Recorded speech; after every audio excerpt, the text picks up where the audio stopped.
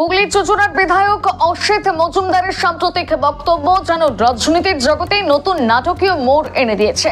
মঙ্গলবার রাতে কর্মী সভায় যেখানে তিনি ক্ষোভে ফেটে পড়েছিলেন, বুধবার সকালে যেন এক মায়াবী জাদুর কাঠের ছোঁয়ায় বদলে গেলেন। একদিন আগের জ্বালাময়ী ভাষণের বদলে এলো নরম সামলানো কথার সুর। প্রশ্ন উঠছে, তবে কি চাপে পড়ে ইউটার্ন নিতে বাধ্য হলেন তিনি? চুচুড়ার বিধায়কের যখন একেবারে তার ভিডিও চারদিকে রাজ্য তোলপাড় হচ্ছে ভাইরাল ভিডিও নিয়ে, তখন কিন্তু বুধবার সকালবেলা অসিত মজুমদার চুচুড়ার বিধায়ক 180 ডিগ্রি ঘুরে গেলেন। তিনি পরিষ্কার ভাষায় জানালেন আমাদেরকে যে কথাটা বলতে গিয়ে, মন্ত্রীর কথা বলতে গিয়ে ইন্দ্রনীল সেনের কথা তিনি বলে ফেলেছেন, সেটা কিন্তু ভুলবশত হয়েছে। আর বেচা প্রসঙ্গে বলতে গিয়ে একেবারে মুখে কুলু পারলেন। সব বিষয়টাকে কিন্তু ফ্যাঁসিসের ব্যাপারে বললেন, ছোটবেলা থেকে সে এই রাজনীতিতে এনেছেন, কিন্তু সমস্ত কথাটাই ইতি টানতে চাইলেন, মানে যাতে বিপাকে পড়েছেন সেটা কিন্তু পরিষ্কারভাবে বোঝা গেল।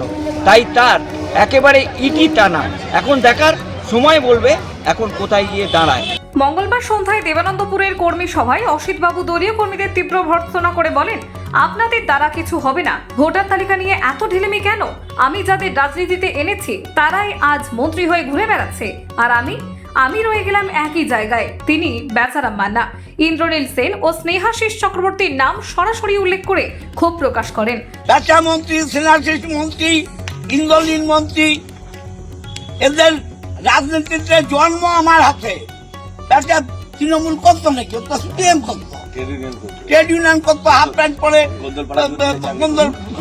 না ইন্ডিয়া জুটের চাকরি করতো। যাকে আমি এগুলো বলতে চাই না। কিন্তু ঠিক 24 ঘন্টার ব্যবধানে সাংবাদিকদের সামনে দাঁড়িয়ে বলেন, আমি আসলে কর্মীদের অনুপ্রাণিত করতে চেয়েছি, কিন্তু কিছু মানুষ সেটাকে ভুলভাবে ভাইরাল করেছে। মন্ত্রীদের নাম করতে গিয়ে ভুলবশত ইন্দ্রনীলের নাম চলে এসেছে।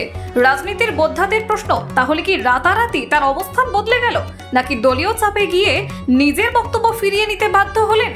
এই পাল্টাপাল্টি বক্তব্যকে আরো রঙিন করে তুলেছেন রাজ্যের মন্ত্রী বেচারাম মান্নার প্রতিক্রিয়া। ফেসবুক পোস্টে তিনি তীব্র কটাক্ষ করে লেখেন, কে কি বলল তাতে কিছু যায় আসে না। সেই সঙ্গে ইঙ্গিতপূর্ণভাবে অসিত বাবুকে লম্পট বলেও আক্রমণ করেন। এই ঘটনাকে কেন্দ্র করে রাজনৈতিক মহলে রীতিমতো ঝড় উঠেছে। বিধানসভা নির্বাচনের আগে দলের অন্তরেই যে বিশাল ফাটল তৈরি হয়েছে তা ক্রমেই প্রকাশ্যে আসছে। এখন দেখার বিষয় দলের শীর্ষ নেতৃত্ব এই দ্বন্দ্বকে কিভাবে সামলায়। অসিত বাবুর ইউটার্ন কি রাজনৈতিক ভবিষ্যতের জন্য সতর্ক সংকেত, নাকি আরো বড় নাটকের সূচনা? অপেক্ষায় রাজনৈতিক মহল। দেখুন, আমি দলের কর্মীদের মমতা ব্যানার্জি, অভিষেক ব্যানার্জির নির্দেশ তাদেরকে শোনাচ্ছি এবং ভোটার লিস্ট নিয়ে নানান ধরনের কথা বলছি, যা দলের গাইডলাইন। এটা আমি দলের মধ্যে বলেছি। এটা যদিও একটা বাইরে জায়গা ছিল, ঘরের মধ্যে ছিল না, বাইরে ছিল, ওপেন মাঠ ছিল। কে বা কারা এটা তুলেছে এটা তো আমার পক্ষে বলা সম্ভব না। তবে আমার দলের কথা দলের মধ্যেই থাকা উচিত ছিল, এটা বাইরে জানানোর কথা নয়। আর আমি যা বলেছি, কর্মীদের উজ্জীবিত করতে বলেছি, উৎসাহ দেবার জন্যে বলেছি। সেটা যদি কেউ ভাইরাল করে, যাদের দূরবৈসন্ধি আছে, বিজেপির লোকও থাকতে পারে। সোর্সের মধ্যে কোনো ভূত থাকতে পারে? আপনি কি মনে করছেন যে কর্মীদের মধ্যে থেকেই তো বেরিয়েছে? কি করেছে আমার পক্ষে বলা সম্ভব নয়। আমি না জেনে তো এটা বলতে পারবো না। আমার ধারণা এর মধ্যে যারা দূরভিসন্ধি করে তারা এবং বিজেপির হাত থাকতে পারে। দাদা, আর একটা ভাইরাল হচ্ছে যে একেবারে স্নেহাশিস, ইন্দ্রনীল এবং বেচা, তাদের হাত ধরে আপনি এনেছেন। এবং না, আমি 3 মন্ত্রী আছে, ইন্দ্রনীলের নামটা মুখ দিয়ে বেরিয়ে গেছে। ইন্দ্রনীল জীবনে আমাদের জেলায় রাজনীতি করেনি, ইন্দ্রনীলের সাথে এ সম্পর্ক নেই। মন্ত্রীদের নাম বলতে যেয়ে বলেছি। হ্যাঁ, ঠিক,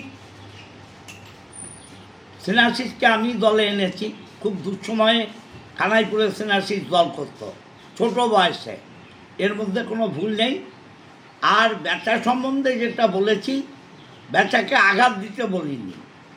বেচা যে ছোট থেকে বড় হয়েছে সেটা কর্মীদের বলেছি। এটা অপব্যাখ্যা হচ্ছে। মিডিয়ার কিছু লোক আমার বক্তব্য কাটছাট করে বেচাকে বলেছে, আর স্বাভাবিক বললে বেচার রাগ হয়েছে, বেচাও হয়তো কিছু বলেছে।